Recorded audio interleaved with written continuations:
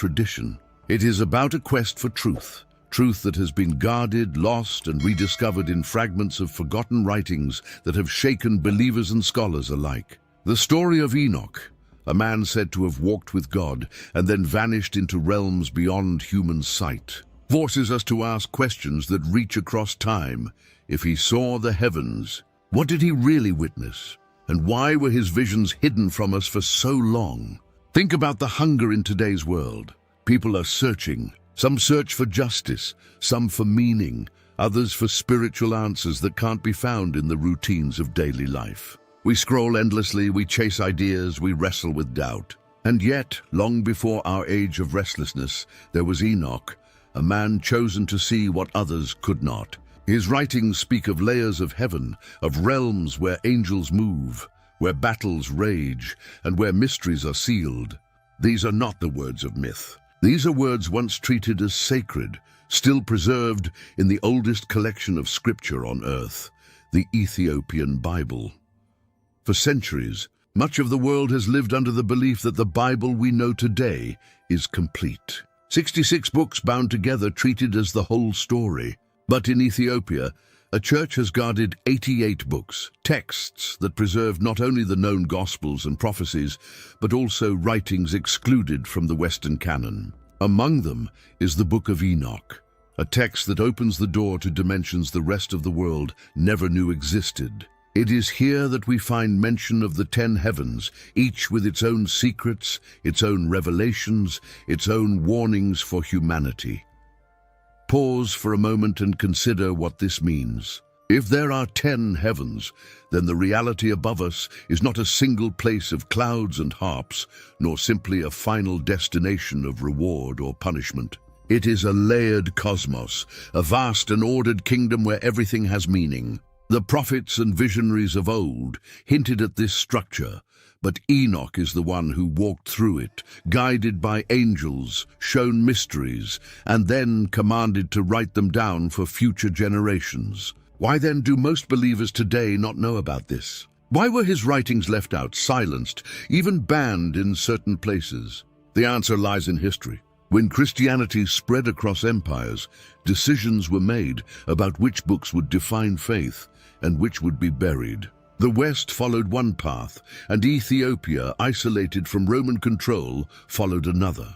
While councils in the Roman world cut away books they considered dangerous, unnecessary, or too mysterious, Ethiopia held fast to what they believed was divinely given. They kept Enoch's words, they kept his visions of the heavens, and they passed them down through centuries unbroken until now. And now the question returns to us. Why should we care? The answer is simple. Because the hunger that drives us today, the hunger for truth, for meaning, for connection to something beyond ourselves, was the same hunger that Enoch answered when he wrote about what he saw. He described not only beauty, but judgment, not only angels, but watchers, not only glory, but also the rebellion of spirits. His visions of the heavens speak directly to our world, where corruption, injustice, and unseen battles still rage. Picture a man thousands of years ago being lifted from the dust of earth into the heavens. Imagine the light, the voices, the overwhelming awe of seeing creation unfold before his very eyes. Enoch was not an ordinary prophet repeating old words. He was shown a map of the universe, a design that stretched far above human sight, a pattern that explains both the harmony of creation and the chaos that threatens it. He was told secrets meant to guide humanity, but many of those secrets were silenced. Until now, that silence is breaking. Across the world, more and more people are turning back to the Ethiopian Bible, rediscovering the Book of Enoch, and asking questions once thought forbidden. What lies in the second, third, or even the 10th heaven? What messages were sealed in those realms for us? And what warnings about the end of days were written for our generation? These questions are not academic curiosities. They are the very heartbeat of spiritual hunger in our time. This is why we must begin this journey, not as scholars locked in libraries, not as critics dissecting words, but as seekers willing to listen. The Ethiopian Bible is not just a relic of the past. It is a voice echoing into the present. And Enoch's visions of the 10 heavens may be the key to understanding not only the unseen world, but also our place within it. So, as we begin, I invite you to stay with us through this exploration of the heavens, through stories hidden from the world, through truths that have been waiting to be told. This is more than history. It is more than myth. It is the return of a voice that was silenced, now speaking again to those who are willing to hear. And as you listen, I ask for your support. Subscribe to Bible Says and help us reach 10,000 subscribers so this message can spread further. Share this video with friends who are searching for answers. If you wish, you can support the channel through Super Thanks. And let us know who you are. Comment with your name, your city, and the time you are watching this. Together, we can bring these hidden scriptures back into the light.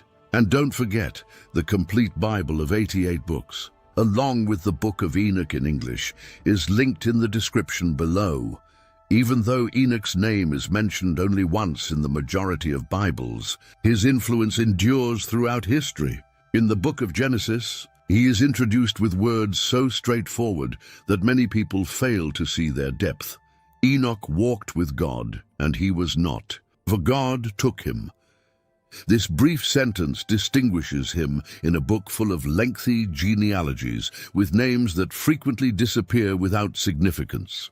It describes a man who not only believed in the Creator, but also lived so closely to him that he defied death's natural course. Instead of dying like other people, Enoch was lifted, carried, and taken out of the normal course of life. Questions that have raged in people's hearts for centuries are sparked by that one line. What does it mean to walk so closely with God that the earth could no longer contain him? And who was this man? Adam's descendant Enoch was born into a young world where the memory of paradise was still present, but sin had already started to taint the soil. The stark contrast between the reality of human fallibility and the intimacy of Eden's memory characterized his entire life. He lived in an era when men toiled sweatily, when pride rose, when violence spread, and when Cain's children continued their father's disobedience. Nevertheless, Enoch changed in the middle of this world. According to the scriptures, he lived for 365 years, which many interpret as the end of a cycle, as though his life had been perfectly enshrined in the creation. Enoch's death was different from everyone else's because God took him. However, to consider Enoch inaccessible or untouchable would be to misinterpret his narrative. He was a human being just like the rest of us, with flesh and bones. He felt the years go by, had a family, and reared kids. He struggled with the burden of living in a broken world while working and speaking. He was unique because he leaned into God at every turn, not because he was perfect. More than just a catchphrase, walking with God is a way of life, a trust so steadfast that it influences every choice, every word, and every silence. Enoch becomes incredibly human in this way, serving as a mirror for anyone who yearns for a closer relationship with God, but is drawn to the demands of everyday life. His story is expanded by later traditions. According to Jewish literature, he is a scribe of heaven who is tasked with solving mysteries that are too big for humans to solve. He is referred to in Islamic tradition as Idris, a prophet who was also exalted by God and who possessed patience, wisdom, and knowledge. He is revered in both religions as a chosen individual whose fate was unique. Something about his role is revealed by this universal respect. He stands for the potential for closeness to the Creator that transcends time, language, and culture. The mystery surrounding his disappearance is a gateway, not merely a curiosity. The phrase "God took him" in the text refers to a transition rather than a death. Enoch was physically drawn into the visions, unlike other prophets. He entered heaven, not just dreamed about it. He passed over the boundary between this world and the next, and what he found there served as the basis for writings that have been preserved in Ethiopia in bits and pieces, awaiting rediscovery. His tale is one of being shown the world's more profound reality rather than of fleeing it. Just think of his neighbors and family. They buried mothers and fathers, grieved, and went back to work because they knew men died. However, with Enoch, there was no body, no grave, and no goodbye. One day he was there, and the next day he was gone. There must have been rumors circulating. Was he abducted by angels, lost in the desert, or taken by God? His absence must have caused astonishment and anxiety. Nevertheless, the testimony was unambiguous. God took him. That statement turned into a source of solace and mystery, a reminder that life is more complex than meets the eye. Being so close to God that the world cannot contain you is a story of intimacy rather than distance. Enoch's faith was not based solely on rituals. It permeated every aspect of his life, including his conversations and decisions. He was unique, not because he was cut off from humanity, but rather because he lived completely within it while maintaining an unwavering focus on the invisible. In this way, his tale resonates deeply with anyone living today who feels torn between the world and heaven, yearning for something greater but grounded in the hardships of everyday existence. It also matters that he is the prophet who was forgotten. He is a minor character in most of the Western Bible, almost forgotten in the genealogies and eclipsed by Noah or Abraham. However, Enoch, the one who sees through the veil, is a key voice in the Ethiopian Bible and other ancient texts. He describes the heavens, both faithful and fallen angels, creation secrets and impending judgments. The current state of faith might have been very different if these writings had been more widely known. Therefore, his disappearance becomes not only a personal mystery, but also the start of a legacy that is hidden and waiting to be heard. Nevertheless, that one statement reverberates even before the mysteries and visions: he walked with God. This is about intimacy, not grandeur or distance. The universe's creator strolled alongside a man. Being so close is both humbling and motivating. It teaches us that holiness is not unachievable, and that people who choose to walk in accordance with God's will can become close to Him. It serves as a reminder that the divine desires connection rather than merely admiration. The enigmatic disappearance of Enoch doesn't end his story. Rather, it begins it. The words ascribed to him in later writings, the visions that depict heavens stacked like chambers, and the voice of a prophet who saw what others could not fill the void left by his absence. Understanding that there are realities beyond the visible, and that the heavens are not far-off clouds, but rather ordered realms full of light, power, and occasionally even rebellion was made possible by his life. His greater role as the witness of the hidden heavens began when he was taken from this world. The forgotten prophet serves as a link between the everyday and the timeless, the visible and the invisible. Despite being surrounded by the brokenness of his age, he was a man of faith who also struggled and was raised into God's presence. Intimacy with the divine is not abstract. Rather, it is experienced step by step in a journey that has the power to transform everything, as his life demonstrates. His disappearance encourages us to look for what is beyond, rather than lament what has been lost. To be open to the idea that the heavens are closer than we believe, and that the same God who walked with Enoch still calls us to walk with him now. The Western version of the Bible, which consists of 66 books from Genesis to Revelation, is what most people are familiar with today.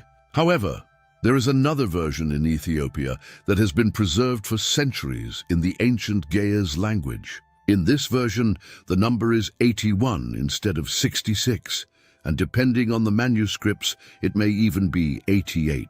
This discrepancy relates to preservation rather than translation. The Ethiopian Bible is older and preserves texts that the West has either forgotten or purposefully omitted. Its pages contain visions that shed light on what other traditions have left as mystery, prophets who have been expanded, and voices that have been silenced elsewhere.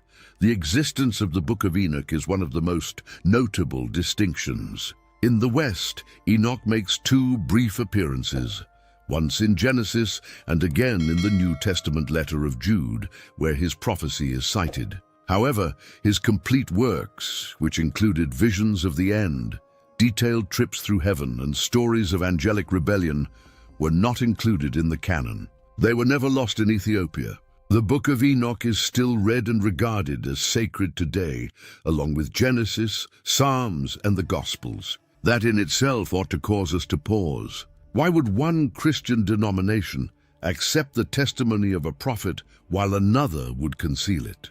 The Book of Jubilees, sometimes referred to as Little Genesis, is part of the Ethiopian canon, along with Enoch's writings. It retells the early Bible chapters in a way that gives them structure and order, by organizing time into cycles of jubilees, or 49-year periods which give the creation, flood, and covenant history structure.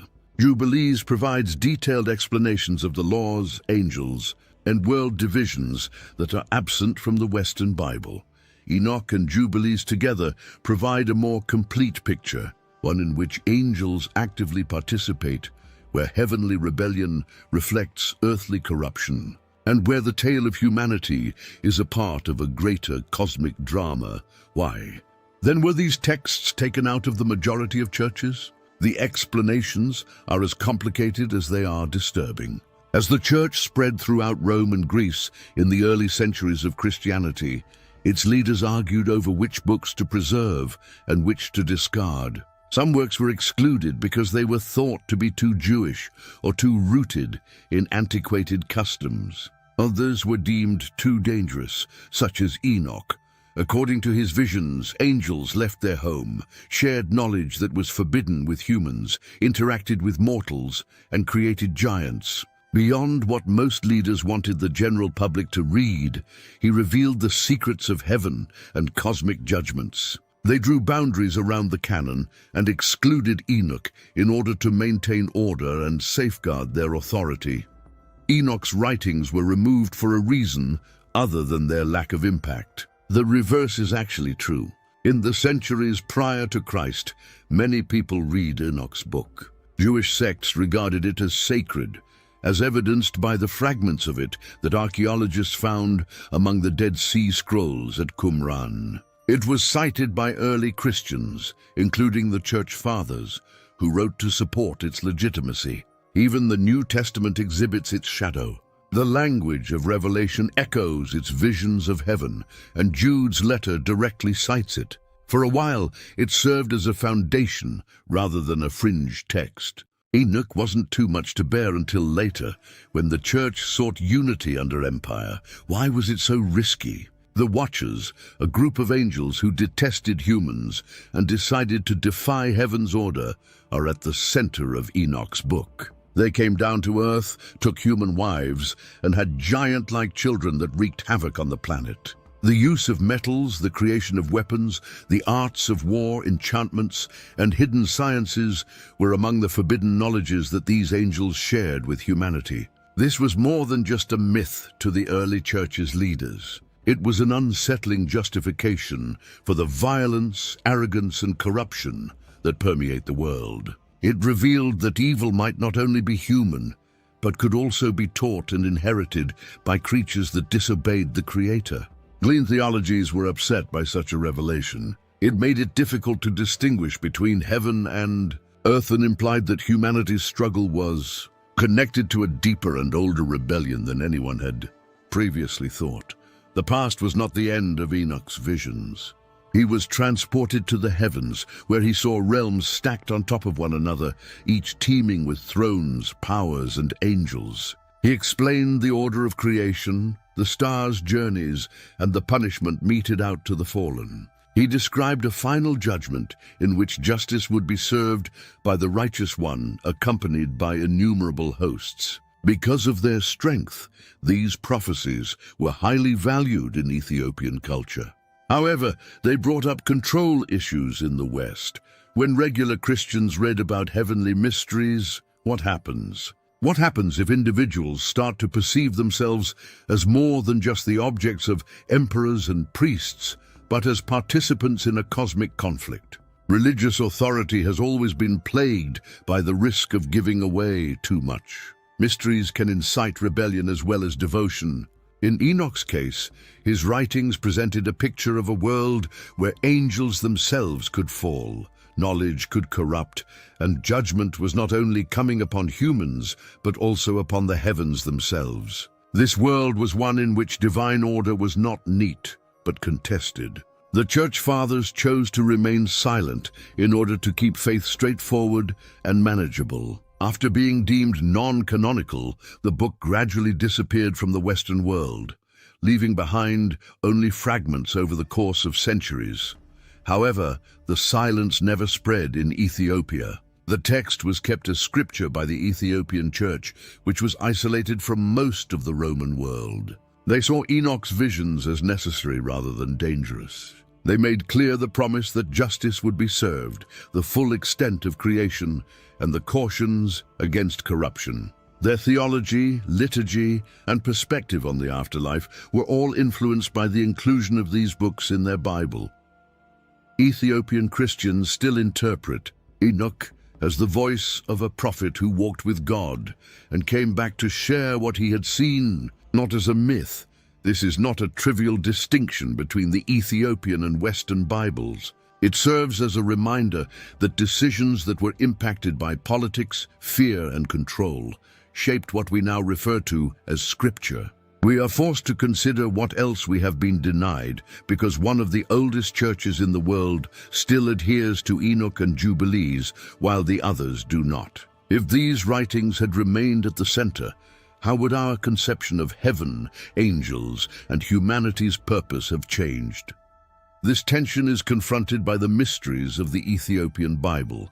On the one hand, a custom that prioritizes safety and order while concealing the mysteries. Conversely, a tradition that protects the entire weight of revelation, regardless of how unnerving it may be. The tale of Enoch, a man who walked with God, was carried into the heavens and left behind words too potent for many to believe, is interwoven between them. These texts were never intended to completely disappear, as evidenced by the fact that they have endured through centuries of seclusion. They awaited the moment when the prophets' voices would emerge from the obscurity of history, and people would once more be hungry for more than the easy. Ensor's Enoch's journey started with a personal calling that awoke deep within him, rather than with thunder or spectacle. He walked with God, according to the scriptures, but that phrase barely conveys the significance of what it meant. Living in such harmony with the Creator that your life itself becomes a conduit between heaven and earth is what it means to walk with God, not to stroll aimlessly. This intimacy became so intimate for Enoch that he was no longer constrained by the typical cadence of human life. He was taken one day, lifted from the world, and invited into the mysteries of the divine in a way that his family and neighbors would never fully comprehend. This was a call to transcend the veil and enter the invisible worlds. It was not death as we know it. Think about that time. The atmosphere would have changed, heavy but freeing, full of presence, as though reality itself had bowed to accommodate him. Angels, those powerful light-bearers, approached, not as far-off entities to be feared, but as friends, bright and huge, their voices resonating with the sound of eternity. They beckoned him, and Enoch noticed that the familiar world was getting farther away with every step he took. The sky opened up, the ground dissolved, and what lay ahead was unlike anything mortal eyes were ever supposed to see.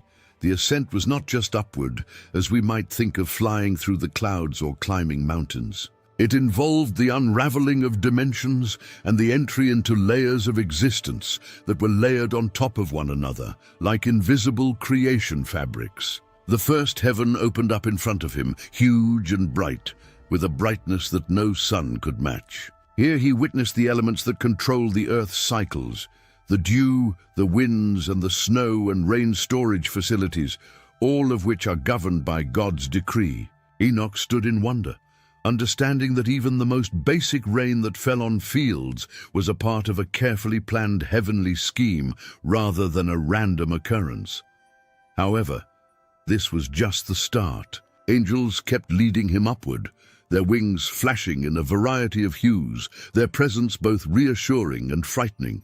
When the second heaven opened, Enoch saw something that made him uneasy. Here, he saw the fallen, the disobedient onlookers, ensnared in the bonds of darkness, their cries resonating through the emptiness like thunder. Enoch could hardly bear to see these creatures who had once lived in splendor but had chosen corruption, suffer their punishment. It served as a reminder of the price of disobedience and a window into the harsh reality of judgment that was incomprehensible to the human mind. He was encouraged to ascend even higher, and he entered an unimaginably beautiful realm in the third heaven. The tree of life grew here, tall and bright, its branches extending through eternity, its sweet scent filling the air. The souls of the righteous rested here in paradise, clad in garments of light, waiting for the day of rebirth. Enoch's heart grew when he saw that humanity's hope was intact, untouched by sin and suffering. He saw fields blooming with eternal fruit and rivers flowing with glistening waters. Every detail described an endless life that was unaffected by deterioration. However, the climb continued after that.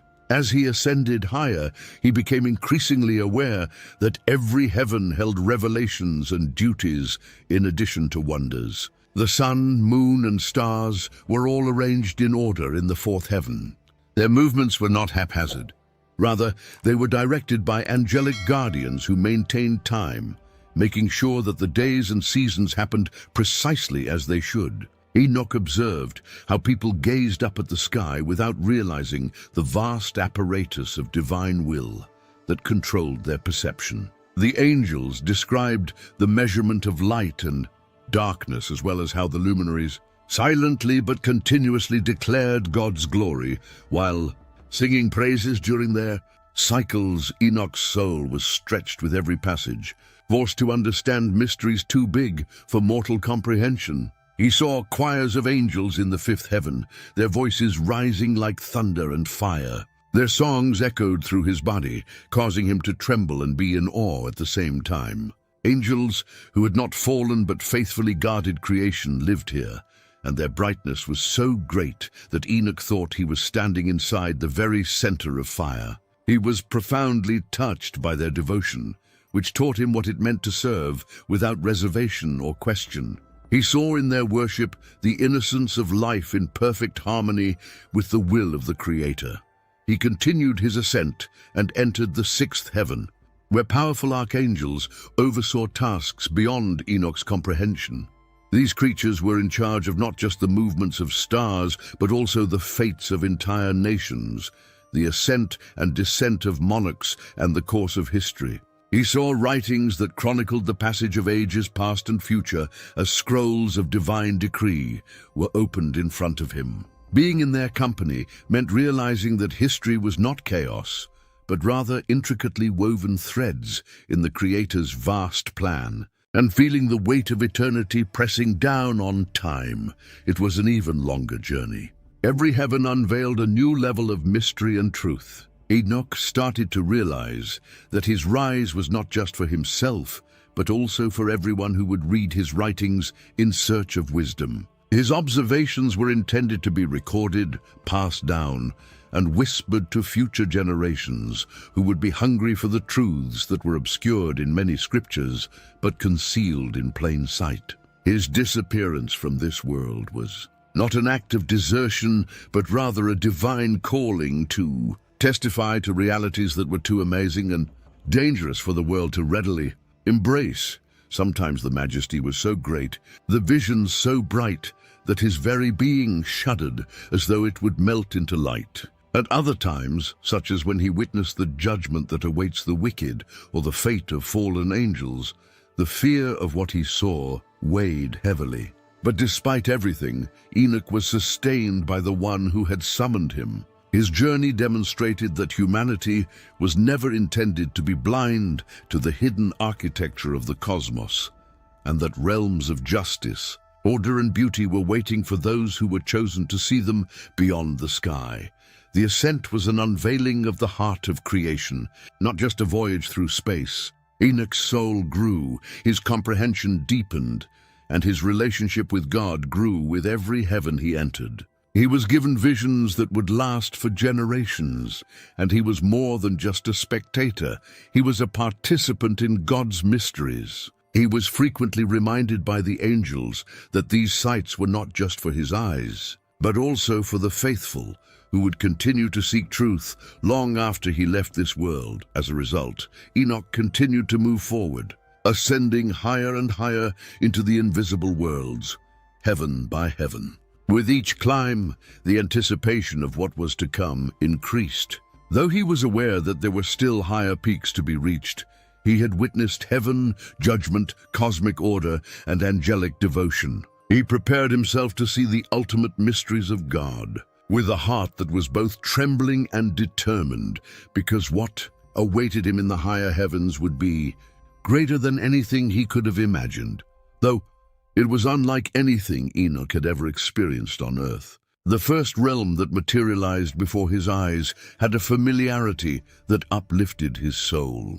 He seemed to have entered the very pulse of the planet he had previously traversed. The first heaven was huge and alive, with clouds that glowed softly with light. Unlike the gray and heavy clouds that mortals see, these clouds were radiant and nearly alive, as if each one contained a pulse of divine energy. Winds whirled in all directions, moving with intention and being led by angelic hands rather than by chance. Enoch saw them, majestic creatures of light, moving across this vast region, regulating the flow of water and air, transporting the moisture that would eventually fall as rain, guiding the breeze that cooled the earth, and making sure that storms would come and go at the proper times. Walking on the first heaven was like walking on a garden, where every element was tended to by invisible caretakers.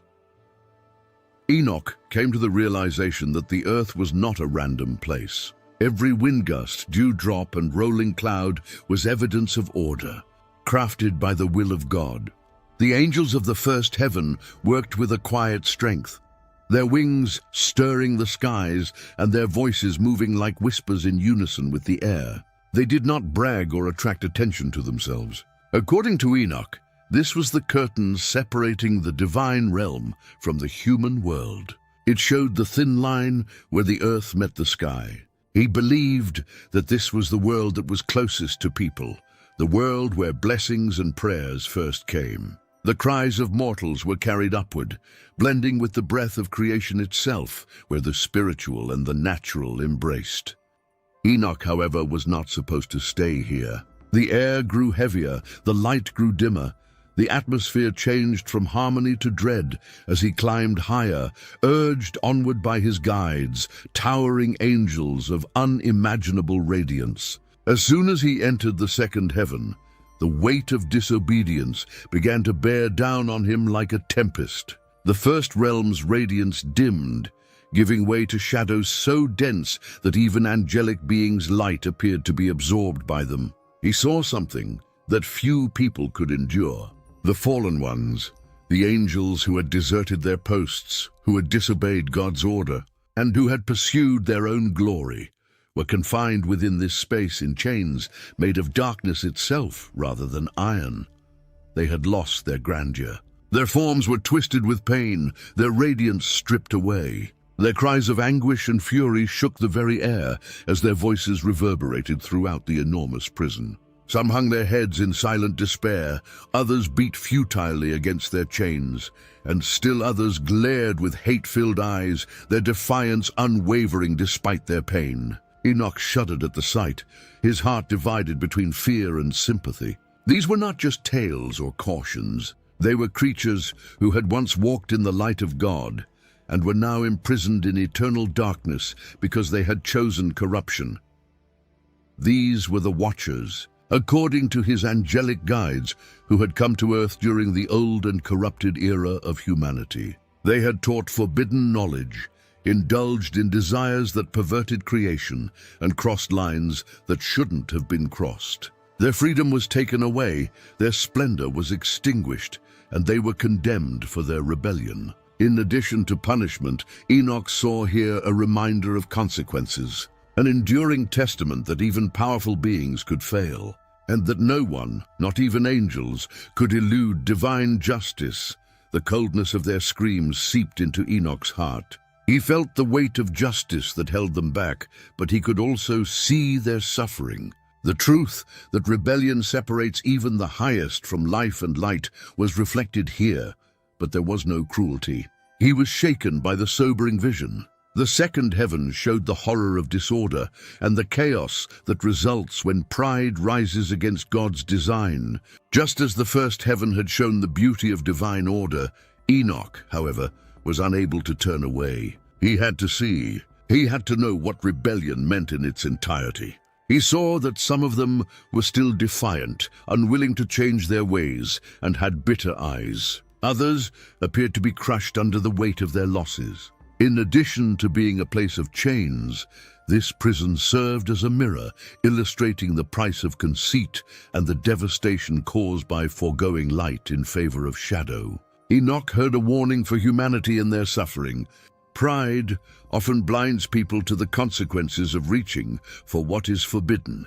Even these fallen ones would be brought before the throne on the day of the final judgment, according to the angels guiding him. They stayed shackled until that time, reminding men and angels alike that rebellion, no matter how lofty, always ends in disaster. The seriousness of what he had witnessed made Enoch's soul tremble. This was reality, concealed from the naked eye, but exposed to him in stark truth. It was neither a myth nor a faraway story to be disregarded. Enoch saw the balance of creation exposed as he considered the contrast between the two realms. The first heaven was a veil between God and the earth where harmony flourished and was characterized by order, life, and blessing. The second heaven was a dark place where rebellion was restrained and light was extinguished. It was a place of corruption, judgment, and grief. Together, they discussed the two realities of creation, the destruction of pride and the beauty of obedience. Enoch felt the weight of humanity's decisions mirrored in these heavens as he stood between them. The first called on humanity to align with divine order and view the earth as a sacred garden that is cared for by invisible hands rather than as a random event. The second cautioned about the perils of disobedience and the devastation that results from straying from the light of the Creator. Not just for him, but for every soul who would hear his testimony, it was a vision that was both frightening and humbling.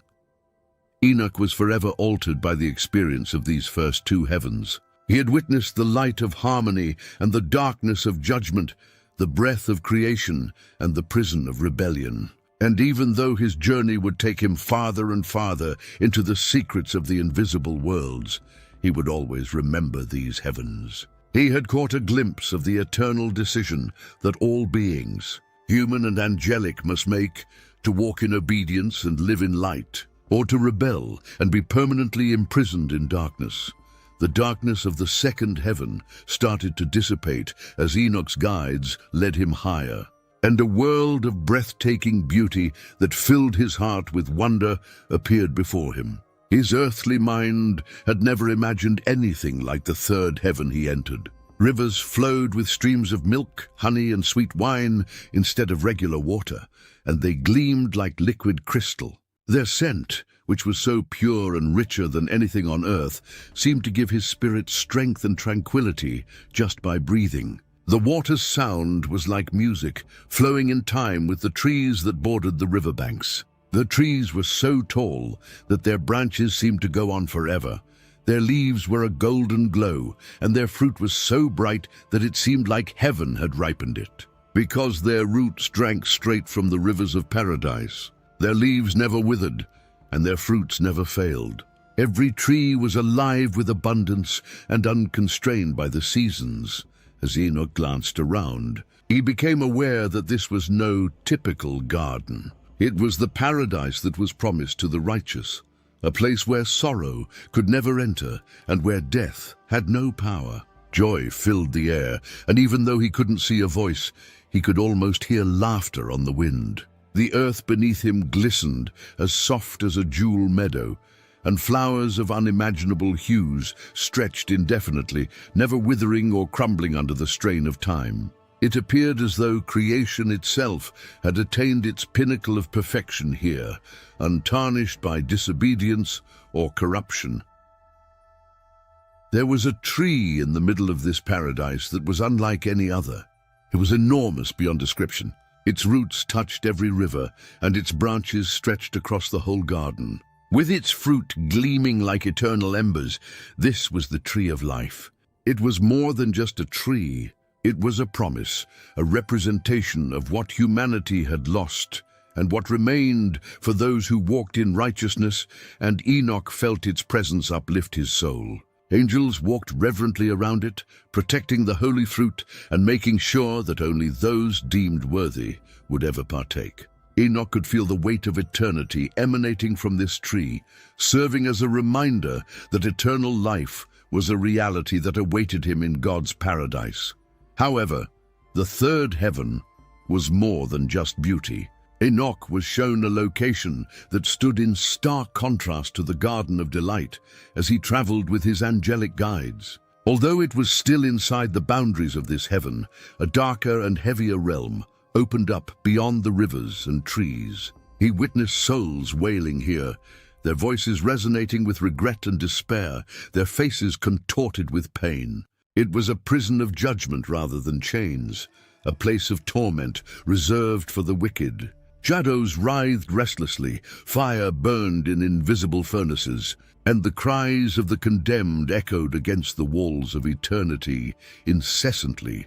The sight made Enoch shudder, because the cries went deeper than the howls of the fallen angels in the second heaven. These were men and women who had lived on earth, who had chosen evil, who had ridiculed the divine, and who had lived as if God's eyes were blind. They were not creatures of celestial rebellion. Their actions had brought them to this place, and their reward was unending grief. He witnessed oppressors pleading for forgiveness from people they had once crushed, but getting none, liars constrained by their own warped words, and thieves reaching endlessly for riches they could never acquire. Tormented not only by fire, but also by the weight of their own decisions, each soul appeared to be bound to the very sins that had characterized their lives. Enoch was overwhelmed by the contrast. On one side were gardens brimming with eternal life, rivers of milk and honey, and unending joy. Flames, shadows, and unceasing cries on the other side. The same heaven contains both punishment and paradise. Gently, his angelic mentors reminded him that God had revealed both to him, so that humanity would realize that the Creator was both just and merciful. For those who loved righteousness, persevered with faith, and walked in obedience, the garden was ready. For those who disobeyed, accepted corruption, and opted for cruelty and darkness, the prison was ready. Enoch realized how serious this information was. Torment was not a threat to frighten children, nor was paradise a myth to soothe the tired. Both existed, both waited after death, and both relied on the decisions people made while they were still on this planet. The combination of caution and hope, like the two sides of a blade, was a sobering reality. There was a fire that burned with judgment for every river that flowed with sweetness. There was a soul wailing in unending hunger for every tree that produced fruit of life. Enoch understood that this vision was intended for everyone who would hear his testimony, as the third heaven was full of both promise and consequence. He stayed in the paradise, soaking up its splendor. He saw the righteous, their faces glowing with peace, their garments white as light. While some sang hymns, others strolled through the gardens in happiness, unburdened by pain or memories of sadness. After enduring life's hardships, they were rewarded with eternal rest in God's presence. The garden was filled with music as their laughter rang out like bells. They were living examples that faith was never in vain. They were not forgotten souls. This was the fate of those who chose the light, and Enoch's heart grew with desire.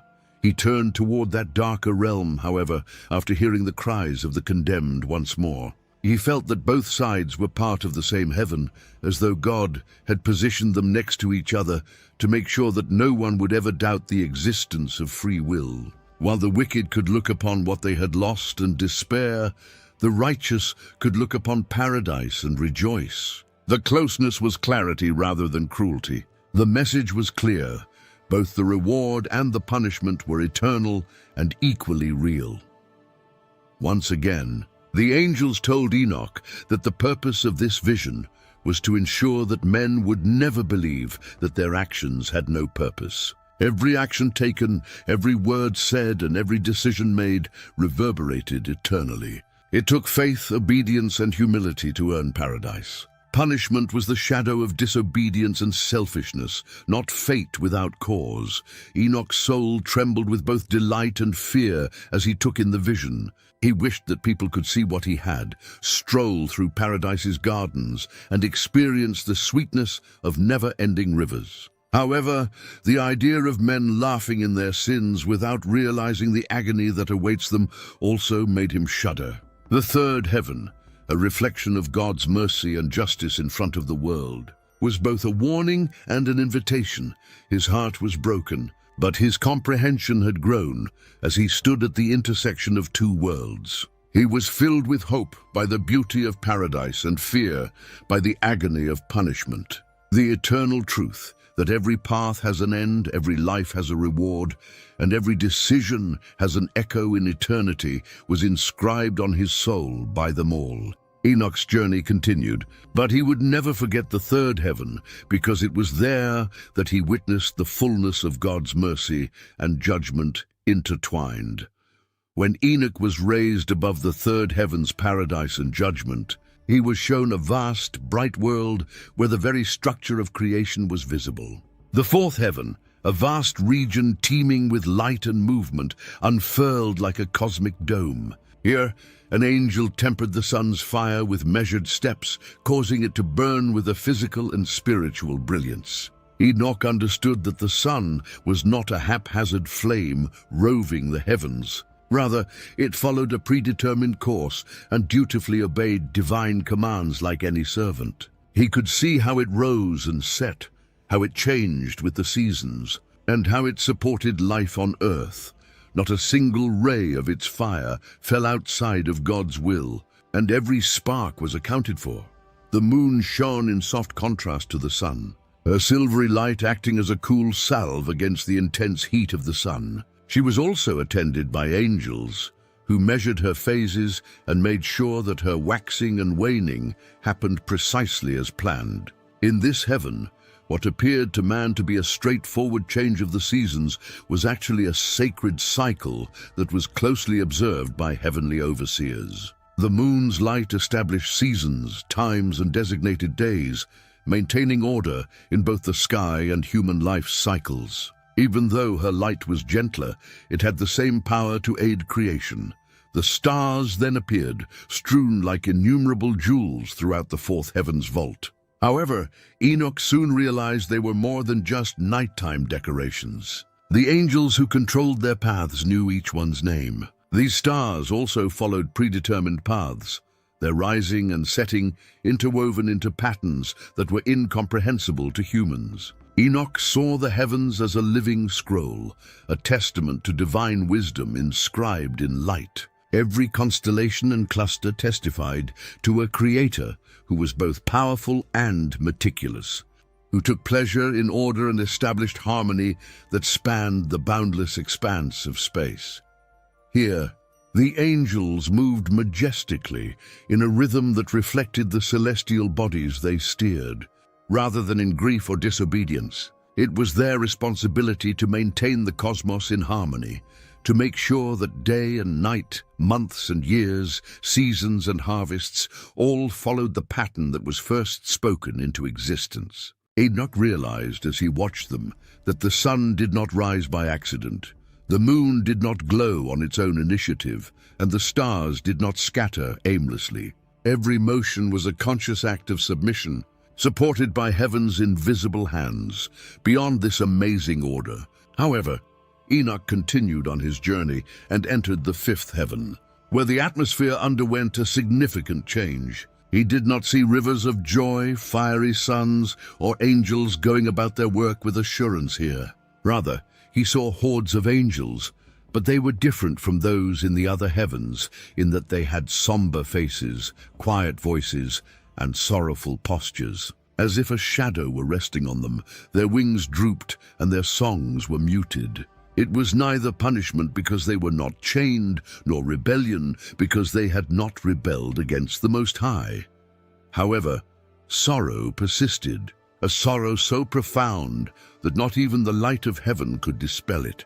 Enoch was shocked because he had never thought that grief could exist in heaven. He asked his guiding angels why this place was so depressing. They clarified that although these angels yearned for God's presence, they had been placed on duty without having a direct view of his face. Their longing was pure, stemming from an intense desire to get closer to the one they loved rather than from sin. Instead of hopeless despair, their mourning was a cry of unfulfilled love and a waiting that seemed to go on forever.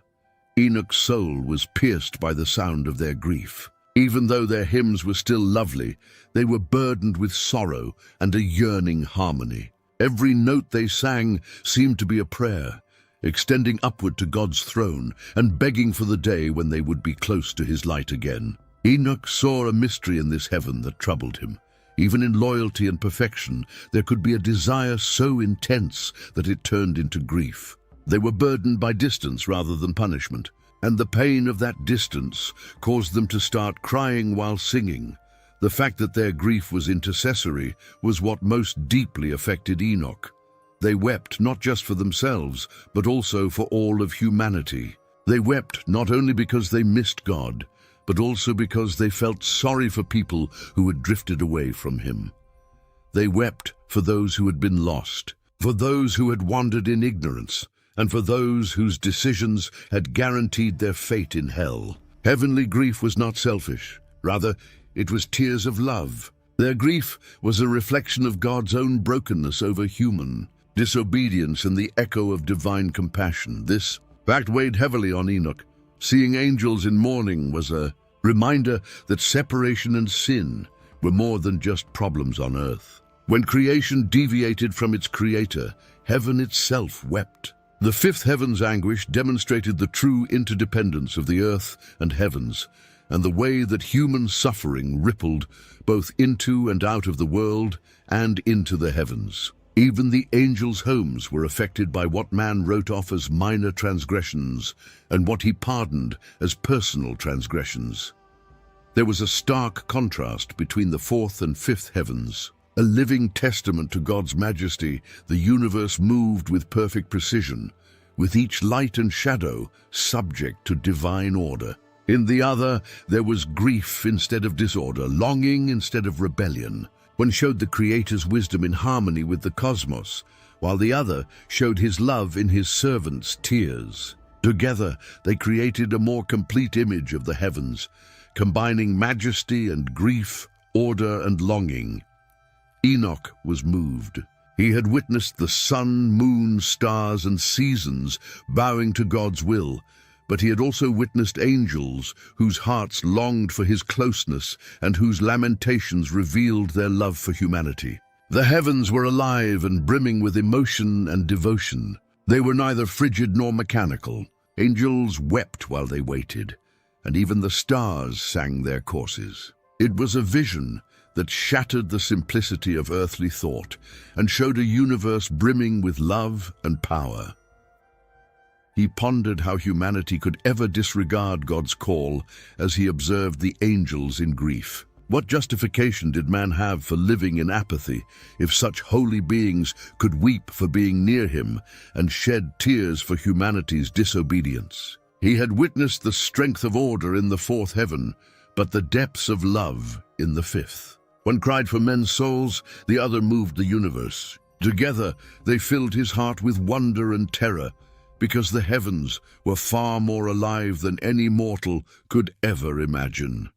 The sixth heaven appeared to Enoch in the vision as a room of eternal memory rather than as a place of blazing light or expansive gardens. The sound of scratching instruments and the continuous mutter of angelic voices working on an unending project filled the air here. Numerous celestial beings were seated at long, glowing tables, their hands moving across scrolls that appeared to be burning with living fire as he looked around. Because they were woven with threads of light and shadow, containing the entirety of every idea, word, and action ever committed on earth, these books were not your typical books. No act of kindness was overlooked, and no act of cruelty was overlooked. When Enoch realized he was in the court where the memory of eternity was being written, his breath caught. The sixth heaven was not just a place of grandeur.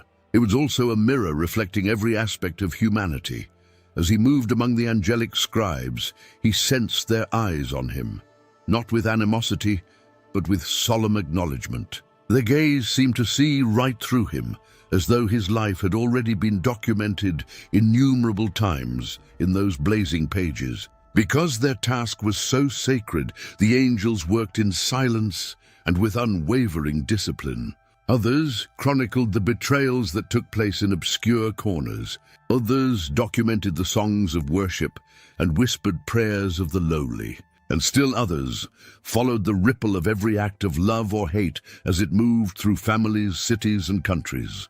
The fact that no action could fade into obscurity hit Enoch with a terrible weight. Every decision, no matter how minor, was permanently recorded in this location's records, and every action was interconnected with every other action. Enoch heard a guiding angel's voice explain that the balance of justice that ruled both earth and eternity was this sixth heaven. The eternal judgments of heaven were prepared here, and the scales were measured. Not even men's silent thoughts escaped this court. Because the hidden motives of the heart were revealed to God's scribes, and even the imagination of evil was taken into account. Enoch shuddered at the idea, recalling his own life, his own hardships, his own moments of uncertainty. But as a result of that shudder, it became clear that mercy was also noted here. He saw lines written in gold by the angel, where repentance and acts of kindness shone more brilliantly than the worst sins. Justice was balance, a measure that was precisely weighed and never skewed unfairly, rather than mindless cruelty. As Enoch's vision grew, he began to see the actions of angels as well as men recorded in those books. While some angels shone with lines of unwavering obedience, others stood in shame, their records smudged with disobedience. Even the heavens could be held accountable. The Watchers' uprising and the chains of those confined in the lower heavens were both bound in this location's archives. Enoch realized that everyone was held accountable. Neither mortals nor immortals could avoid it. Each soul was distinguished not only by the magnitude of their triumphs, but also by how they overcame their setbacks and whether they humbled themselves to seek God's face. He stared at the mountains of scrolls that appeared to go on forever into the distance. Some were radiant, bearing tales of faith, tenacity, and sacrifice. Others were bleeding shadows, their ink smelling of violence, greed, and treachery. However, since truth was the cornerstone of this paradise, everyone was kept impartially. The guiding angel clarified that the heavens had already recorded a man's sin when he believed it to be hidden. A woman's prayers had already been recorded when she believed they had been ignored. There were no tears that went unnoticed and no laughter that went unheard. The eternal witness, the sixth heaven, made sure that nothing in the universe went silent. The moral gravity of what he saw was pressing down on Enoch's soul. He considered the people on the planet who lived as though their actions had vanished with the passage of time. Those who deceived, persecuted, and killed innocent people while believing they were unaffected. He considered kings who enslaved others, traders who took advantage of the poor, and men and women who trampled their own kin for personal benefit. Every action was preserved in the sixth heaven's chambers, waiting for the day when justice would no longer be quiet. This knowledge blazed within him as a call to righteousness rather than despair. On the other hand, there was a hopeful side. He also considered those who suffered in private, worked in anonymity, gave without acknowledgement, showed forgiveness when wronged, and prayed in the stillness of the night. God did not forget the records of their lives. Their sacrifices were more brilliant than the stars, and their names were written in living light. Enoch came to see that the sixth heaven was a place of assurance rather than just fear. It demonstrated that no good deed, no matter how small, would ever go unappreciated.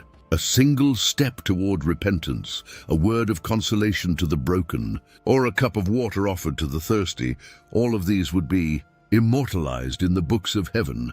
Enoch was informed by the angel that the purpose of this revelation was to teach humanity that there was always a witness in life. Every decision reverberated into eternity, and every breath held significance.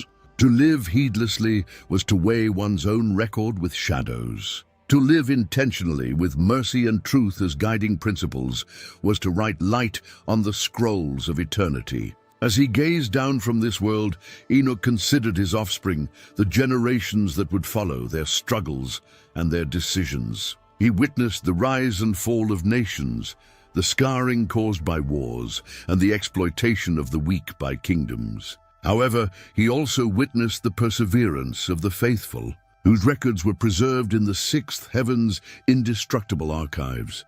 As he stood there, Enoch understood that truth was more important to human accountability than just rewards or penalties. Truth was the most sacred thing there was, and this heaven was there to protect it. The sixth heaven attested to the fact that the foundation upon which the universe itself was constructed was impervious to corruption. This eternal library remained unaltered, unbroken, and impervious to lies. Even when men lied to one another, when history was changed, and even when the oppressed were silenced by the powerful. Justice would eventually become evident, and the truth would stand the test of time. Enoch's heart was both heavy and rejuvenated as he got ready to depart from this world. He brought with him the understanding that justice is not postponed because it is forgotten, but rather because its record is being written and is awaiting the appropriate moment. Nothing is ever lost, he realized, as he glanced again at the burning scrolls and the industrious scribes. Everything is recalled, every soul has a measurement. The balance will be ideal in the end. Enoch's whole being was engulfed in a radiance that was unlike anything he had ever seen when he was raised above the sixth heaven and placed in the seventh. Not just brightness, but a vibrant, living light that seemed to breathe, as if creation itself had its own heartbeat, was what met his eyes. Enoch became aware that he was standing on the threshold of God's own glory, as the seventh heaven's vast expanse opened up before him. The atmosphere itself shook with the ceaseless thunder of worship that rose, and the air was alive with vibrations of power. With their wings blazing like fire, their robes glittering like snow, and their voices joined in harmony so strong it seemed to bear the weight of eternity, countless multitudes of angels occupied this realm. Here, Enoch sensed the proximity of the Most High's throne, and it filled him with awe and trepidation because he realized that he was closer to God than any man had ever been allowed to be. Waves of glory rolled across the heavens everywhere he looked. He saw seraphim, glowing and awful in their beauty, hovering in unending adoration, their faces and feet covered by 6 wings.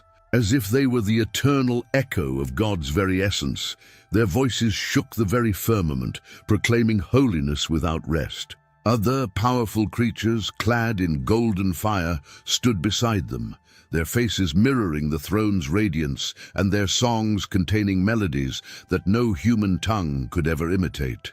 There was not a single heartbeat of silence in the 7th heaven. It was a hive of sound, with rivers of harmony flowing into one endless hymn, instruments of divine music and songs of praise. Enoch sensed the universe itself being upheld in that symphony. This is where the worship of the throne of glory gave birth to every planet, star, and wind on earth. The more he was drawn in, the more God's majesty weighed down on him. His spirit almost passed out under the weight of holiness, and his body trembled. Without feeling as if his soul would break under the throne's radiance, he was unable to raise his gaze toward it. However, an angel by his side kept him steady and reminded him that the Creator's mercy not his own merit, had selected him for this vision. Enoch bravely allowed himself to catch a glimpse of the throne's brightness. It wasn't made of stone, gold, or any other material that we know of. Beyond the limits of vision, it was burning but not devouring, a living light brighter than 1,000 suns. Rivers of light and fire flowed out of it and into the universe, maintaining the order of creation. He saw ranks and ranks of creatures who had never experienced sin or rebellion surrounding the throne. With their lightning-colored garments and unfathomably pure faces, they served as protectors of God's holiness. Because no created thing could stand upright in such a presence, these beings fell prostrate in worship, not as part of a ritual. And Enoch came to see that God's glory was greater than even the mightiest angels. He observed that some people covered their faces because they couldn't stand the brightness, while others sang with voices like thundering waves, each note having the force of roiling mountains and exploding seas. This seventh heaven was the closest of the created realms to the eternal throne, according to the angel who led Enoch. Beyond it were mysteries that belonged to the infinite nature of God himself and were inaccessible to any man, not even Enoch. But here was the link between the divine and the created, the world where all the mysteries of life and death bowed before the throne, where angels lived in constant proximity, and where light itself became worship. As Enoch saw this, his heart ached inside of him. Here there was only the unadulterated and pure flood of God's glory, no hunger, no grief, and no corruption. Enoch's own soul cried out in desire as he watched the angels' devotion. Even though he was only a man of dust, right now all he wanted was to be a part of the song of heaven. At that moment, he realized why God himself has always been the object of humanity's greatest desire. When compared to this radiant presence, all of man's endeavors, wealth, power, and knowledge faded into the background. The desire for eternity was for intimacy with the Creator, the origin of everything, rather than just for perpetual life. Enoch experienced that reality here in the seventh heaven, and it left him completely broken. The angel informed him that what he was witnessing was intended for everyone who would sincerely seek God, not just for him. The throne of glory was an inheritance for the faithful, not a secret kept for a select few. Even though no man could physically enter this place, obedience, faith, and the Almighty's grace were preparing the way. The vision was intended to awaken humanity to their true destiny, to live in God's presence, to be clothed in His light, and to sing in unison with the angels, rather than to terrorize them. When Enoch considered how many people on the planet had forgotten this fact, he began to cry. How readily men gave up the search for God for the dust of the world, and how readily they exchanged everlasting glory for transient pleasures. However, the eternal truth that only God's presence could satiate the soul remained unwavering in this heaven. The seventh heaven showed the ultimate desire of every human heart, to see God and be close to Him. The sixth heaven's records discussed actions and responsibility.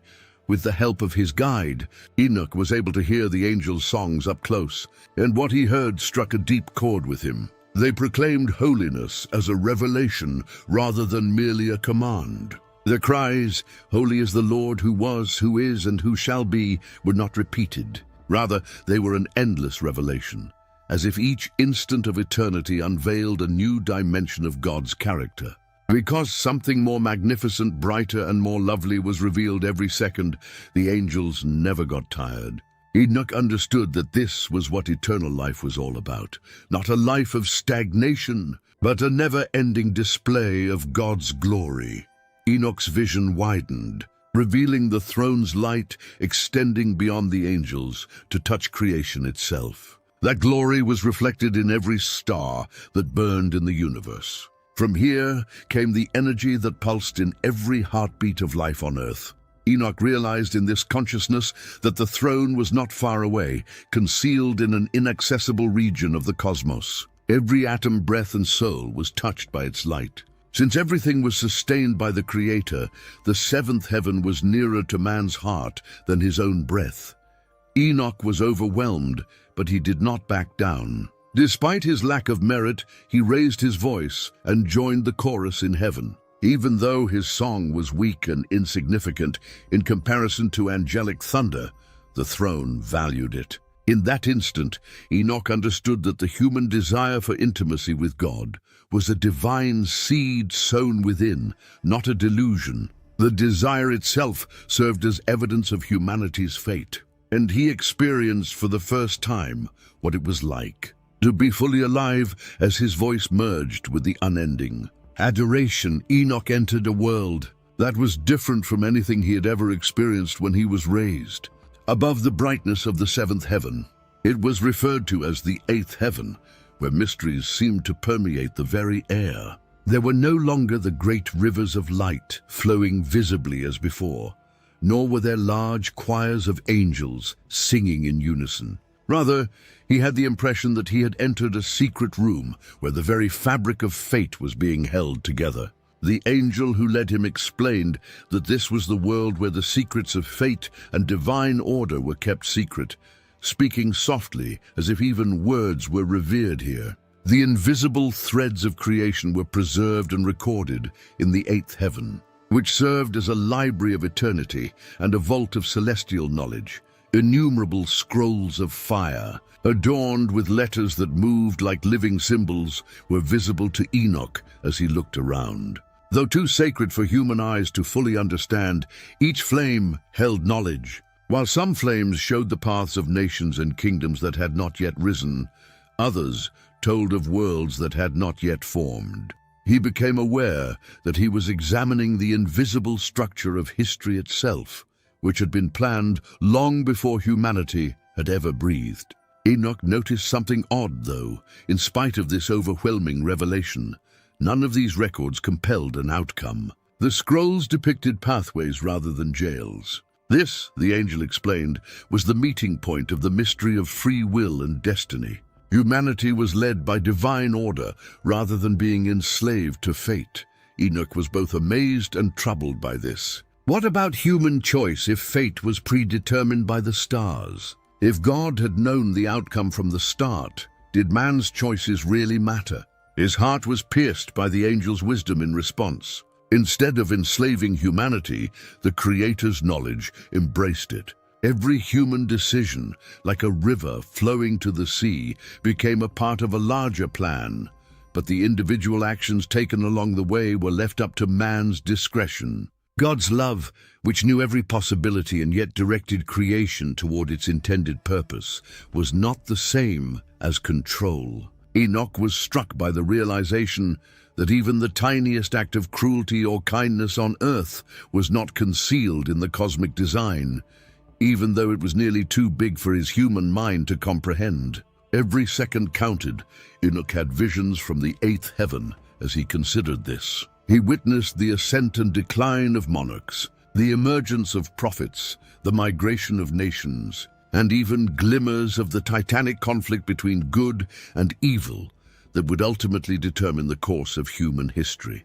But in addition to these lofty visions, he witnessed everyday life, strangers lending a hand to one another, mothers raising children, and farmers sowing seeds. He realized then that history was influenced not only by empires and conflicts, but also by the invisible decisions made by people whose names were written in the heavens, but would never be remembered on earth. The eighth heaven demonstrated that everyone's destiny was written, not just the wealthy and powerful. The vision then abruptly changed as the angel carried him higher still into the ninth heaven. The ninth heaven was a storm of living energy, if the eighth was a chamber of mysteries. Fire and light erupted everywhere, as if Enoch had stepped into the very furnace of creation. The fire was everywhere, but it did not eat him, and he could not tell if it was burning above, below, or all around him. He could feel the Almighty's command supporting everything in its center, and it was alive, pulsing with rhythm like a heartbeat. This heaven showed him sheer power, the unadulterated, unbroken force that supported every star and atom in the universe. Whereas the earlier heavens had shown him justice, order, worship, and paradise. According to the angel, Creation was infused with divine energy in this realm. From this location, God's command reverberated throughout the cosmos like thunder, maintaining the breath of all living things, setting the sun's fire, and keeping galaxies in their proper positions. Enoch shuddered as he realized that not even a grain of sand on earth could exist without the power of this heaven. He saw not just light, but the very essence of life itself, enveloping creation like a cloak and flowing out in waves. As he peered farther, he saw rivers of fire that branched out like lightning veins, bringing energy into realms below and powering the seas, the winds, the stars, and even the beating hearts of people.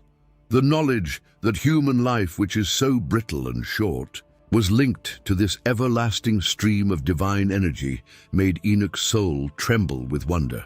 The power he was now witnessing supported every breath a man took, every drop of water he drank, and every flicker of sunlight he felt on his skin.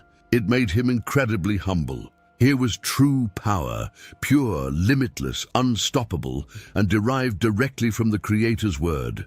While the kingdoms of men battled for dominance, shedding blood and erecting monuments. It held everything together in perfect balance and was freely given rather than taken or earned. Enoch felt his body almost give out under the weight of that burning realm as he stood there, reminding him that no human body could withstand the full force of the ninth heaven. The angels steadied him once more. They only allowed glimpses so as not to consume him.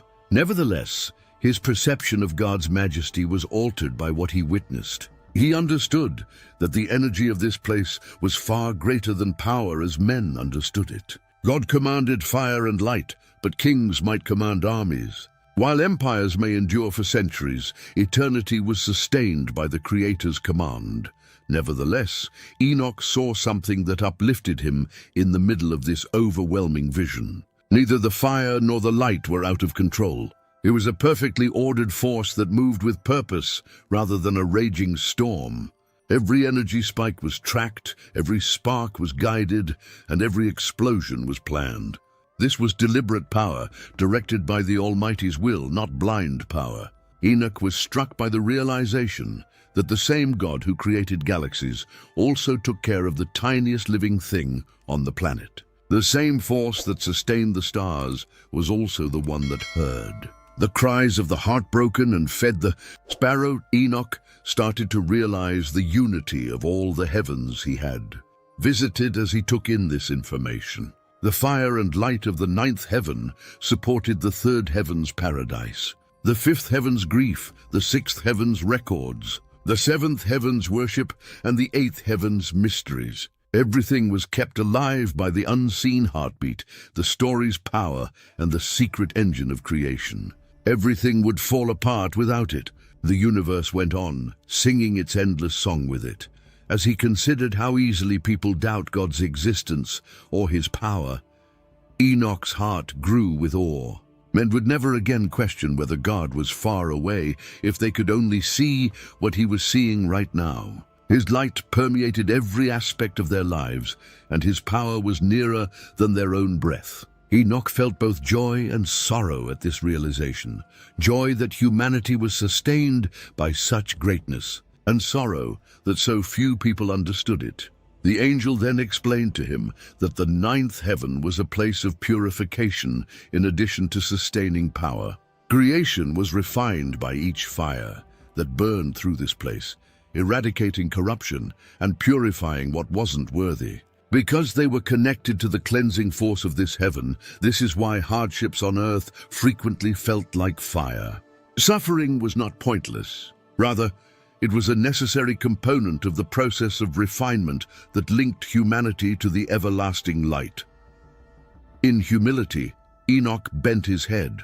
Even though he was just a man, he had been given the ability to see the origin of divine power and the mysteries of fate. He traveled through these heavens not only for himself, but also for all future generations who might yearn for the truth. He felt as though the light was rewriting his soul as he stood encircled by the ninth heaven's living fire, etching it with the timeless truth that everything is sustained by God alone. All that Enoch had previously seen, the chains of fallen angels, the rivers of paradise, the sorrow of angels, the fiery streams of cosmic energy, seemed like preparation for something much bigger when the angel who led him carried him beyond the 9th heaven. He had never been anywhere like the 10th heaven, where the heavy for words and pictures. It was a realm where everything vanished into the unadulterated presence of the Creator himself, not just light, fire, or sound. Enoch's entire body shook as if it were too brittle to hold what was about to happen. His heart pounded not just with fear, but with such profound awe that he felt more alive than ever before, and yet smaller than a grain of dust. The angel paused, bowed, and signaled to Enoch to go on by himself. No guide could go into this room for him. A seemingly endless throne, glowing with a brilliance that the human eye could not fully comprehend, stretched out in front of him. Living light filled the expanse as streams of glory poured out in all directions. Enoch covered his face because he could hardly bear to see this throne. Then a voice echoed, a presence that filled the very center of his being, rather than a sound moving through the air. It was the Almighty's voice. "Come forward, Enoch, son of Jared," the voice said, and even though it was impossibly majestic, it had the warmth of a parent calling his child. Under the weight of glory, Enoch's knees buckled and he collapsed to the ground. However, he was lifted up to stand before the Creator of everything by an invisible force. There was no longer an angel, a heavenly ruler, or a cosmic force between them. The one who had spoken the universe into being was standing right in front of him. Enoch felt that every part of him was exposed, but he dared not raise his eyes all the way. Before God, all of his memories, thoughts, anxieties, and even the smallest heartbeat were exposed. No masks, no shadows, no secrets. He realized for the first time what it meant for God to know a man's soul, not just his actions. But he felt no condemnation in that intolerable exposure. Rather, he experienced the embrace of a love so immense that it could contain the entire universe and still rest on a single man. Once more, the Almighty spoke, and his words were filled with tenderness and thunder. "Enoch, you have been selected by me to see what no mortal has seen, and to walk where no mortal has gone. You will serve as my messenger, my scribe, and my witness. Because people are forgetful and blind, they ignore the things that keep them alive. However, you have accompanied me on our walk, and I have taken you so that you may share what you have witnessed with them." These words made Enoch's heart race. A task that stretched beyond time was being assigned to him, a man of flesh and frailty. He had witnessed the fire that kept creation alive, the joy of the righteous, the sorrow of angels, and the prisons of the fallen. He was now informed in front of God's throne that these visions were for future generations, as well as for him. His path was a calling, not a personal epiphany. Tell them of the heavens, of the record of their deeds, of the paradise prepared for the faithful, and of the torment awaiting the wicked, the Almighty went on. Inform them of the creation's order, the anguish of disobedience, and my unforgiving justice. To let humanity know they are not alone, speak of my presence, my power, and my light. They have to realize that I am closer than their own breath, not farther. And even though they falter in the dark, my hand is still with them.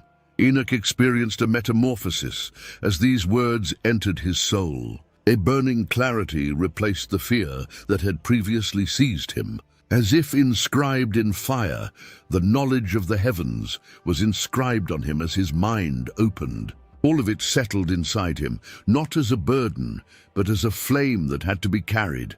The secrets of creation, the balance of free will, and the mysteries of destiny. At that moment, he came to understand that he was Enoch the messenger, given heavenly knowledge for the benefit of all people, and not just Enoch the man. He felt both brittle and unbreakable in that moment of metamorphosis. He was weak because he was aware that he was still a mortal, limited man. However, nothing on earth or in heaven could take away the truth that was revealed to him because it came from the everlasting God, making him unbreakable. It would endure centuries, kings, and empires. The words he carried would reverberate through the ages, even after nations had forgotten his name. Then the Almighty showed him things that were too big for words. He saw visions of nations rising and falling, a Messiah who would bring redemption, the great flood that would purify the earth, and the final judgment where all actions would be judged. In order to remind humanity that history was not arbitrary, but rather shaped by God's hand, these revelations were made as promises and warnings rather than out of curiosity. Enoch was tasked with waking those who would listen, even though he knew that much of what he saw could not yet be spoken because the world was not ready. He understood that this encounter was the pinnacle of his journey and the start of a larger mission. As he stood before the Creator, overcome by glory, in addition to walking alongside God on earth, he was now standing in front of his throne. What man would say the same thing? However, this privilege was granted out of responsibility rather than pride. He was to return as a witness to the eternal, not to the mundane life he had known before. Enoch experienced a calm that was unlike anything he had ever experienced before the Almighty's voice subsided. The light that enveloped him felt like a covering rather than intolerable. Instead of scorching him, the fire warmed him and gave him strength.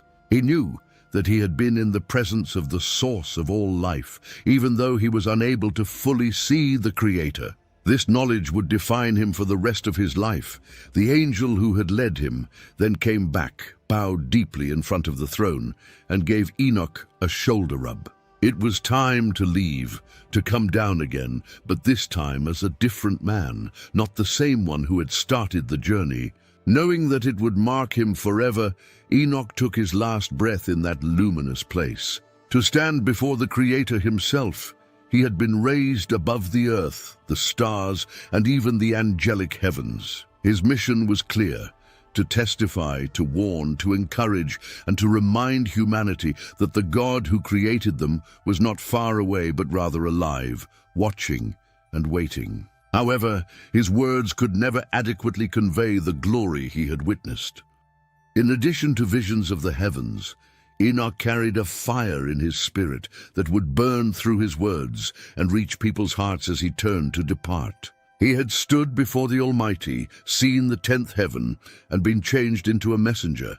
Nothing could change the fact that he had been with God, and that his life would always be marked by that experience. Regardless of what lay ahead for him on earth, we find ourselves at the intersection of history, faith, and power. When we examine the Book of Enoch's story and wonder why it was removed from a large portion of the biblical canon, Jewish communities, early Christians, and those who yearned to comprehend the secrets of heaven once read and revered Enoch's writings. It circulated for centuries before the Bible, as we know it was finalized, as evidenced by fragments of it discovered among the Dead Sea Scrolls. But eventually it was silenced, stripped away, and declared unworthy of inclusion. We must examine the atmosphere of fear, power, and control that shaped Scripture in order to comprehend this removal. Many people in the early centuries held the Book of Enoch in high regard. No other biblical book provided such in-depth descriptions of angels and demons, the fall of celestial beings, the Watcher's binding, the impending judgment, and visions of cosmic order. Because of how powerful its stories were, some of them can be heard in the New Testament. For instance, Jude directly quotes it, and Revelation contains echoes of its imagery. It was respected by early church fathers, such as Origen and Tertullian. However, over time, those who wished to control doctrine found Enoch dangerous due to the same factors that made him powerful. Fear of what its teachings implied about the invisible world is the primary cause of its removal. Angels descended to earth, corrupted humanity, and produced hideous children. According to the Book of Enoch, it was as clear as, if not clearer than, canonical texts in its description of layers of heaven, realms of punishment, and the fates of both good and evil souls. This was too much for some leaders. Ordinary believers might interpret such visions in ways that go beyond the strict limits the councils wished to impose if they were to dwell on them. Church authorities preferred to control knowledge about demons, their plans, and how they interacted with humans rather than have it widely circulated in apocalyptic literature that stoked people's imaginations. Theological control was a second factor. According to Enoch's writings, the spiritual realm was dynamic. Angels were capable of rebellion, judgment was real and impending, and the decisions made by humanity had an impact on the entire universe. This made common people feel as though they were directly involved in the conflict between angels and demons, giving them a sense of cosmic significance. However, this was disruptive to the centralized church that was emerging. The hierarchy desired the power to decipher mysteries and act as the guardians between the religious and the secular. The Book of Enoch ran the risk of arming believers with information that reduced their reliance on clerical mediation. If it were to circulate unchecked, the early churches' councils were crucial in limiting the canon. They argued about which texts were authoritative and which ought to be labeled heretical or apocryphal. Theology and politics were intertwined here. In addition to upholding the truth, bishops and other leaders aimed to unite belief under systems that would increase their power.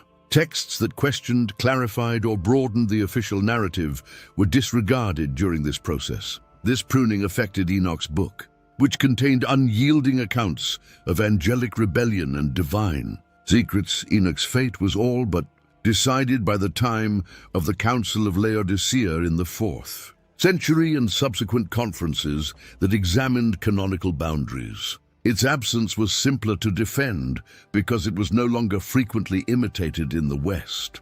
The books were selected by the Church in order to create a coherent and manageable message. They suppressed writings that opened too many doors in order to maintain unity and avoid splintered interpretations. With the exception of Ethiopia, where the Church kept it as canonical, Enoch was deemed non-canonical and eventually almost disappeared from Christian memory. The conflict over esoteric knowledge was another important factor. Leaders have frequently attempted to limit access to some truths to the initiated throughout history. The secrets of heaven, including the order of creation, the workings of angels, the measurement of time, and the coming of judgment were disclosed in the Book of Enoch. This information lifted many people out of ignorance and gave them a sense of empowerment. However, it posed a threat to religious authorities. Excessive knowledge can lead to independence. Excessive latitude in interpretation may make them less effective. Therefore, they retain mystery in their hands and reliance in the hands of the faithful by removing Enoch. We also can't ignore the political environment. Following Constantine, the Roman Empire sided with Christianity because it desired a religion that could bring people from all over the world together. A simplified religion that could be a unifying factor rather than a cause of dissension was necessary for a vast empire. It may have seemed that imperial order was in danger from books like Enoch, which were full of visions of rebellious angels and warnings of judgment on rulers. Apocalyptic fervor could incite believers to rebel against earthly authority because they see themselves as a part of a cosmic uprising. The Church of the Empire chose a canon that prioritized obedience and stability over cosmic upheaval. In order to prevent unrest, people eventually forgot the Book of Enoch. It had ever been revered since it was absent from the majority of biblical traditions. It was mocked as superstition, called heresy, or written off as legend. However, the fact that it has survived in Ethiopia speaks for itself. The Ethiopian Orthodox Church never broke ties with the book. For them, it continued to be an essential component of Scripture, bearing witness to an alternative tradition in which the truth was not distorted to fit the needs of the council or the empire. The fact that it survived at all is a sort of miracle, serving as a reminder that what one period of history silenced, another faithfully preserved. The pattern is evident when we examine the reasons behind Enoch's removal. It was about power, control, and fear, not just authenticity or authorship. Fear that a worldview full of angels, demons, and heavenly mysteries would be accepted by the public. Fear that instead of viewing themselves as passive participants in a regulated system, believers would perceive themselves as participants in a cosmic battle. Fear that if people had direct access to too much information about the secrets of heaven, rulers and bishops would lose their hold. Therefore, the Book of Enoch represents more than just a lost text. It is a representation of knowledge that has been suppressed. The human propensity to limit the truth in order to exert control over others is reflected in its removal. It shows how the spiritual story was shaped by councils and empires, which chose which voices would be heard throughout history and which were suppressed. Fragments, references, and Ethiopian preservation bear witness to the fact that truth endures despite its near erasure. Things that were supposed to be forgotten keep coming up again, raising issues and casting doubt on presumptions. The answer is straightforward and profound for anyone wondering why it was taken down. The people in charge could not permit such a book to be widely read. It was too bold, too eerie, too revealing of the invisible world. They created a safer canon, one that kept mysteries hidden by omitting it. However, the book's survival itself demonstrates that truth has a way of resurfacing in the minds of those who are willing to listen. Regardless of how powerful the hand of suppression may be, it becomes evident that these visions are more than just old tales found in faraway scripture when we consider Enoch's incredible voyage through the 10 heavens. Rather, they have a direct bearing on our lives today. Every heaven, angel, and divine revelation has a lesson that has stood the test of time, reminding us of our own responsibility, the consequences of our actions, and the possibilities of our life. We witnessed the presence of angelic guardians, the winds and forces that move creation, and the dynamic relationship between the earth and the spiritual realms in the first heavens. This shows us that even the smallest things we do have far-reaching effects. The world is not an unruly, chaotic place. Rather, it is balanced by invisible forces, a divine framework that both directs and judges. The shackled and cramped prisons of fallen angels serve as a metaphor for the results of disobedience and rebellion. This serves as a lesson in accountability for us. Every decision we make, every act of bravery, every act of faith, or every act of neglect has repercussions.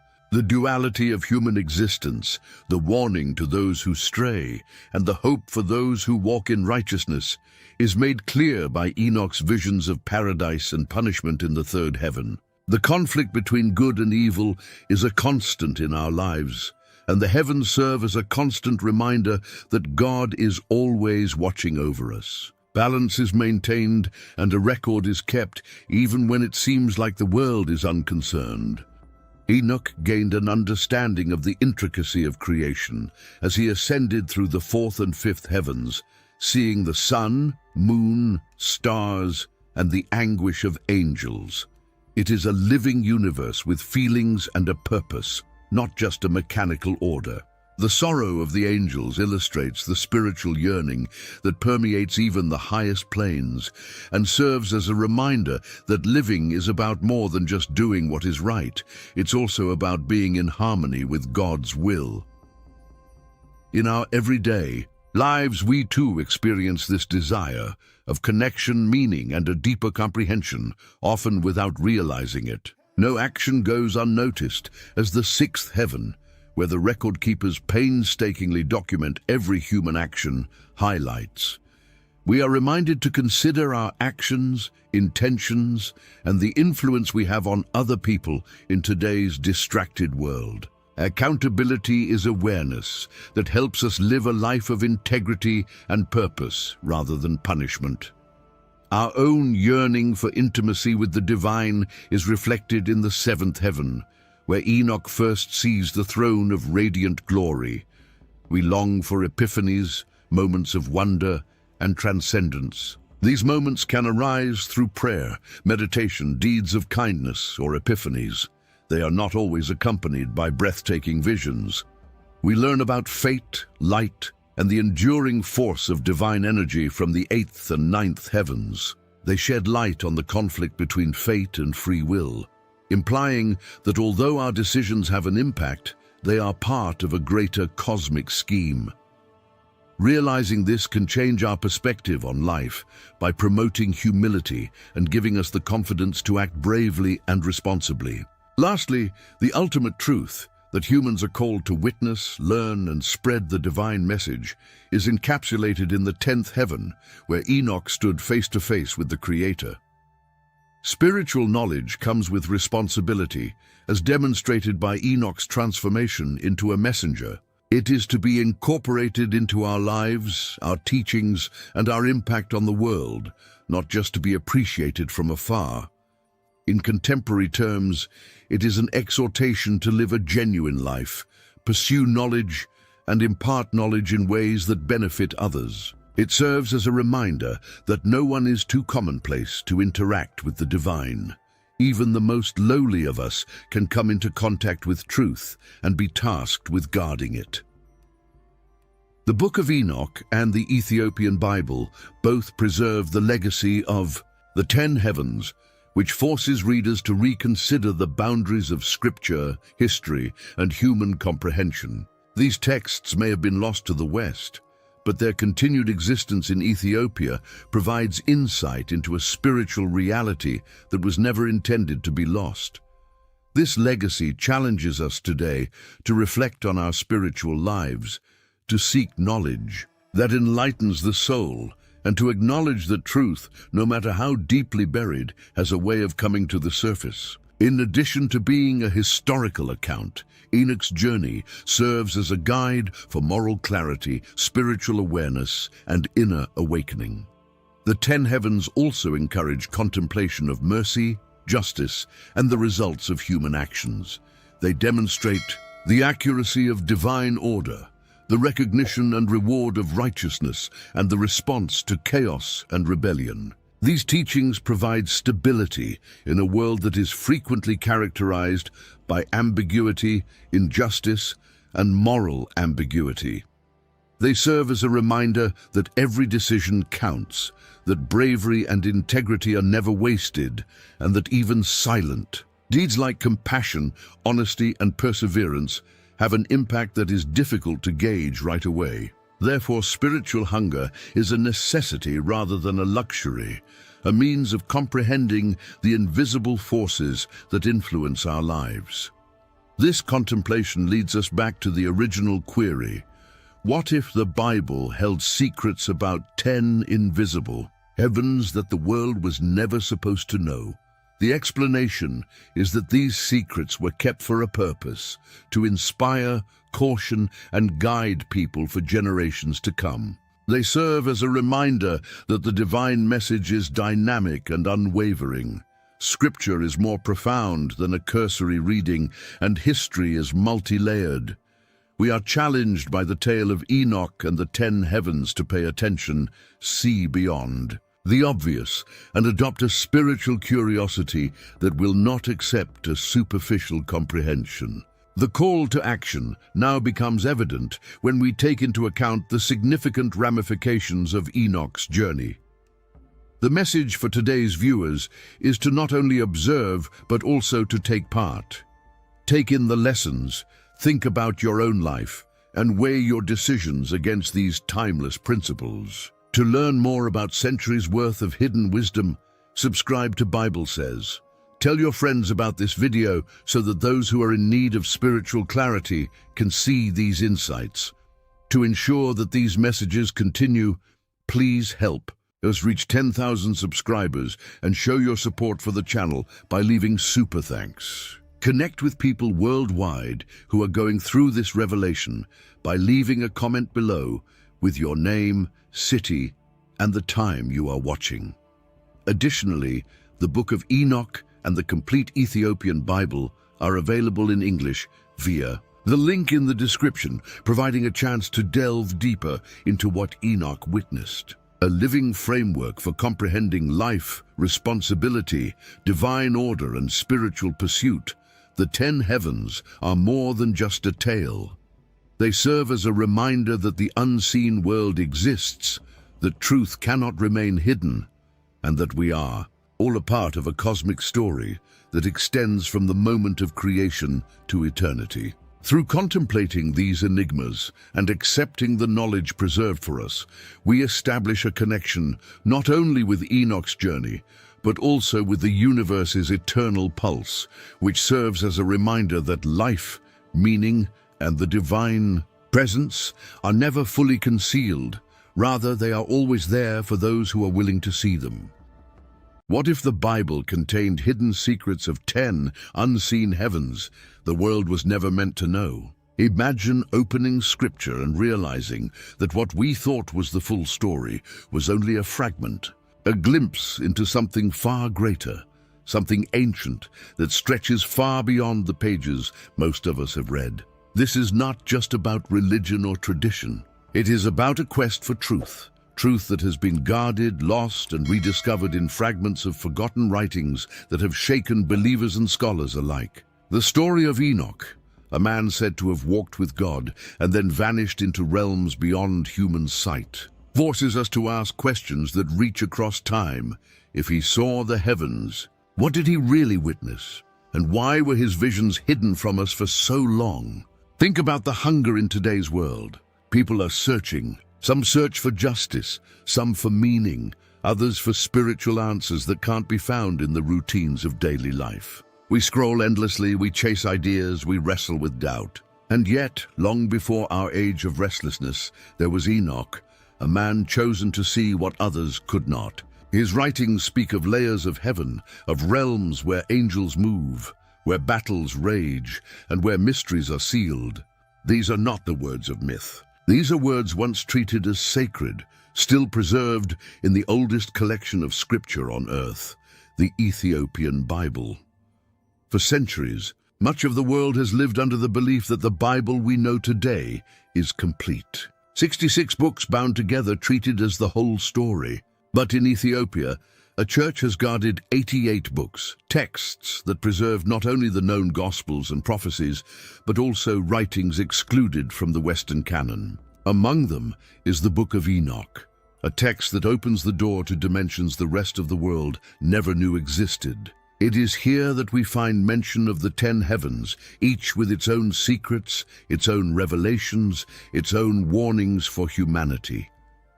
Pause for a moment and consider what this means. If there are 10 heavens, then the reality above us is not a single place of clouds and harps, nor simply a final destination of reward or punishment. It is a layered cosmos, a vast and ordered kingdom where everything has meaning. The prophets and visionaries of old hinted at this structure, but Enoch is the one who walked through it, guided by angels, shown mysteries, and then commanded to write them down for future generations. Why then do most believers today not know about this? Why were his writings left out, silenced, even banned in certain places? The answer lies in history. When Christianity spread across empires, decisions were made about which books would define faith and which would be buried. The West followed one path, and Ethiopia, isolated from Roman control, followed another.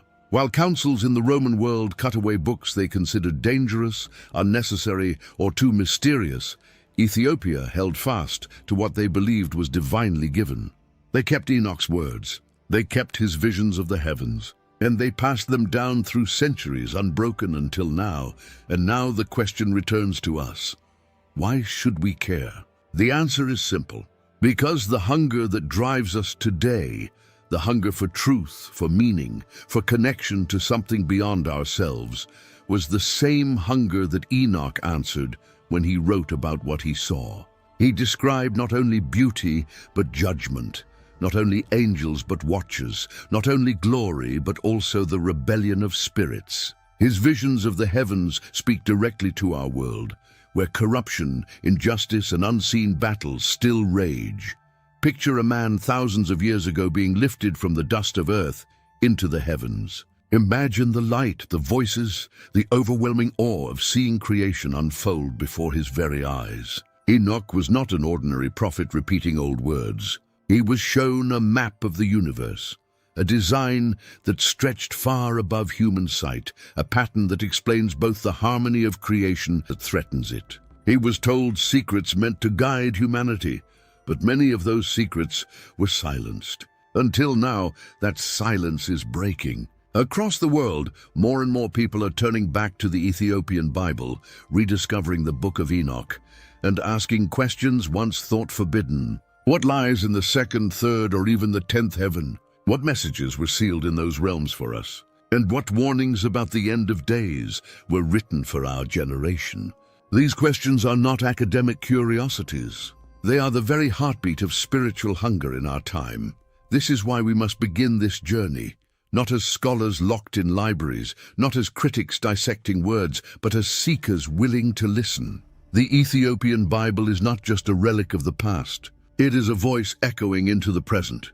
And Enoch's visions of the 10 heavens may be the key to understanding not only the unseen world, but also our place within it. So, as we begin, I invite you to stay with us through this exploration of the heavens, through stories hidden from the world, through truths that have been waiting to be told. This is more than history. It is more than myth. It is the return of a voice that was silenced, now speaking again to those who are willing to hear. And as you listen, I ask for your support. Subscribe to Bible Says and help us reach 10,000 subscribers so this message can spread further.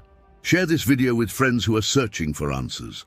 If you wish, you can support the channel through Super Thanks. And let us know who you are. Comment with your name, your city, and the time you are watching this. Together, we can bring these hidden scriptures back into the light. And don't forget, the complete Bible of 88 books, along with the Book of Enoch in English, is linked in the description below.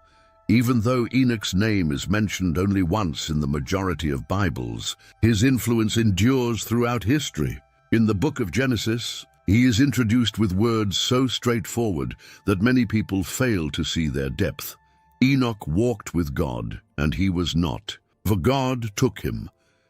This brief sentence distinguishes him in a book full of lengthy genealogies with names that frequently disappear without significance. It describes a man who not only believed in the Creator, but also lived so closely to him that he defied death's natural course. Instead of dying like other people, Enoch was lifted, carried, and taken out of the normal course of life. Questions that have raged in people's hearts for centuries are sparked by that one line. What does it mean to walk so closely with God that the earth could no longer contain him? And who was this man? Adam's descendant Enoch was born into a young world where the memory of paradise was still present, but sin had already started to taint the soil. The stark contrast between the reality of human fallibility and the intimacy of Eden's memory characterized his entire life. He lived in an era when men toiled sweatily, when pride rose, when violence spread, and when Cain's children continued their father's disobedience. Nevertheless, Enoch changed in the middle of this world. According to the scriptures, he lived for 365 years, which many interpret as the end of a cycle, as though his life had been perfectly enshrined in the creation. Enoch's death was different from everyone else's because God took him. However, to consider Enoch inaccessible or untouchable would be to misinterpret his narrative. He was a human being just like the rest of us, with flesh and bones. He felt the years go by, had a family, and reared kids. He struggled with the burden of living in a broken world while working and speaking. He was unique because he leaned into God at every turn, not because he was perfect. More than just a catchphrase, walking with God is a way of life, a trust so steadfast that it influences every choice, every word, and every silence. Enoch becomes incredibly human in this way, serving as a mirror for anyone who yearns for a closer relationship with God, but is drawn to the demands of everyday life. His story is expanded by later traditions. According to Jewish literature, he is a scribe of heaven who is tasked with solving mysteries that are too big for humans to solve. He is referred to in Islamic tradition as Idris, a prophet who was also exalted by God and who possessed patience, wisdom, and knowledge. He is revered in both religions as a chosen individual whose fate was unique. Something about his role is revealed by this universal respect. He stands for the potential for closeness to the Creator that transcends time, language, and culture. The mystery surrounding his disappearance is a gateway, not merely a curiosity. The phrase "God took him" in the text refers to a transition rather than a death. Enoch was physically drawn into the visions, unlike other prophets. He entered heaven, not just dreamed about it. He passed over the boundary between this world and the next, and what he found there served as the basis for writings that have been preserved in Ethiopia in bits and pieces, awaiting rediscovery. His tale is one of being shown the world's more profound reality rather than of fleeing it. Just think of his neighbors and family. They buried mothers and fathers, grieved, and went back to work because they knew men died. However, with Enoch, there was no body, no grave, and no goodbye. One day he was there, and the next day he was gone. There must have been rumors circulating. Was he abducted by angels, lost in the desert, or taken by God? His absence must have caused astonishment and anxiety. Nevertheless, the testimony was unambiguous. God took him. That statement turned into a source of solace and mystery, a reminder that life is more complex than meets the eye. Being so close to God that the world cannot contain you is a story of intimacy rather than distance. Enoch's faith was not based solely on rituals. It permeated every aspect of his life, including his conversations and decisions. He was unique, not because he was cut off from humanity, but rather because he lived completely within it while maintaining an unwavering focus on the invisible. In this way, his tale resonates deeply with anyone living today who feels torn between the world and heaven, yearning for something greater but grounded in the hardships of everyday existence. It also matters that he is the prophet who was forgotten. He is a minor character in most of the Western Bible, almost forgotten in the genealogies and eclipsed by Noah or Abraham. However, Enoch, the one who sees through the veil, is a key voice in the Ethiopian Bible and other ancient texts. He describes the heavens, both faithful and fallen angels, creation secrets, and impending judgments. The current state of faith might have been very different if these writings had been more widely known. Therefore, his disappearance becomes not only a personal mystery, but also the start of a legacy that is hidden and waiting to be heard. Nevertheless, that one statement reverberates even before the mysteries and visions. He walked with God. This is about intimacy, not grandeur or distance. The universe's creator strolled alongside a man. Being so close is both humbling and motivating.